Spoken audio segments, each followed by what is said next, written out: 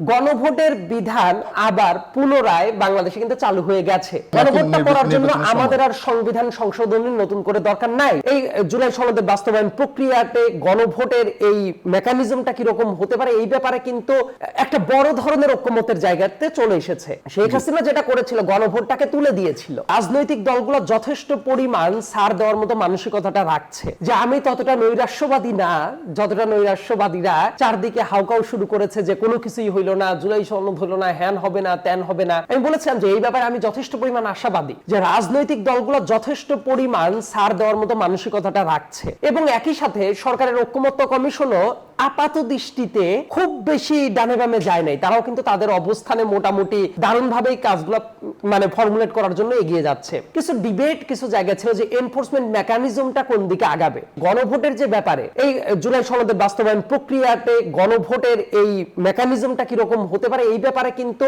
একটা বড় ধরনের ঐক্যমতের জায়গাতে চলে এসেছে। সেই জায়গাতে এসে এখন যদি ধরেন যে মেজর পার্টিদের যদি কথা বলি, আমি ধরেন যে বিএনপি যেটা বলছে যে জাতীয় নির্বাচন যেদিন হবে একই দিনেই সেটা হতে পারে। জামায়াত ইসলামী যেটা বলছেন, আজাদ সাহেব যেটা বললেন আর কি, যে নভেম্বর বা ডিসেম্বরে হয়ে যেতে পারে, আমরাও বাঁচি সবাই বাঁচুক। কিন্তু এই জায়গাতে আমার কাছে যেটা মনে হয় বিভিন্ন ধরনের আর্গুমেন্ট আছে। জাস্ট একটা আর্গুমেন্ট নিয়ে আমি আমাদের বর্তমানে দেশের যে এক্সিস্টিং কনস্টিটিউশনটা আছে অ্যাজ অফ টুডে, সেই জায়গাতে গণভোট হতে আর কিন্তু কোনো দ্বিধাদ্বন্দ্ব নাই।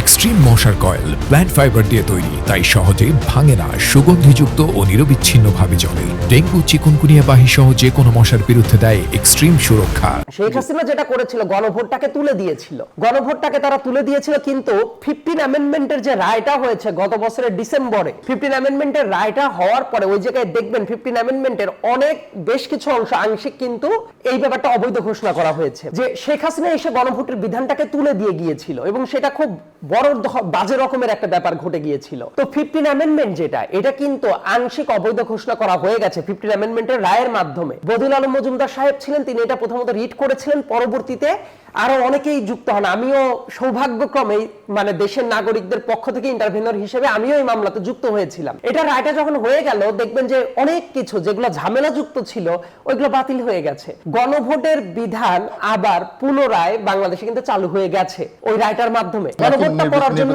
আমাদের আর সংবিধান সংশোধনের নতুন করে দরকার নাই, অলরেডি সেটা আছে। এটা যদি হয়, আমার কাছে যেটা মনে হয় যে এই মুহূর্তে আপনি একটা গণভোটের মতো বড় আয়োজন, গণভোট কিন্তু অনেক বড় একটা আয়োজন, সারা দেশব্যাপী করতে হবে, কিন্তু আপনি একটা গণভোট করবেন, আবার জাতীয় নির্বাচন করবেন, আপনার মাথায় রাখতে হবে যে এই গভর্নমেন্টের ক্যাপাসিটি ততটা আছে কিনা। যদি ওইরকম না থাকে তাহলে সেটা ন্যাশনাল ইলেকশন তো আবার করতেই হচ্ছে সারা দেশব্যাপী। ওই দিনে একই সাথে গণভোটটাও করে নেওয়া যাইতেই পারে। আমরা যদি জটিলতা খুঁজতে চাই, ঘন ঘন আমরা অনেক জটিলতার দিকে ড্রাইভ করতে পারি। রাদার আমরা যদি ফোকাসটা রাখি যে national election as it is ডেটে হবে, এনফোর্স মেকানিজম যেটা, সেটা তো গণভোটটা একই দিনেও হইতে পারে। এর ভিতর তো আর এত কোনো জটিলতার কোনো দরকার নাই। আমাদের টার্গেট যদি এটাই থাকে যে জুলাই সনদ বাস্তবায়নের দিকে, তাহলে তো একই দিনেও যদি দুইটা হয়ে যায় আমি তেমন কোনো সমস্যা দেখি না।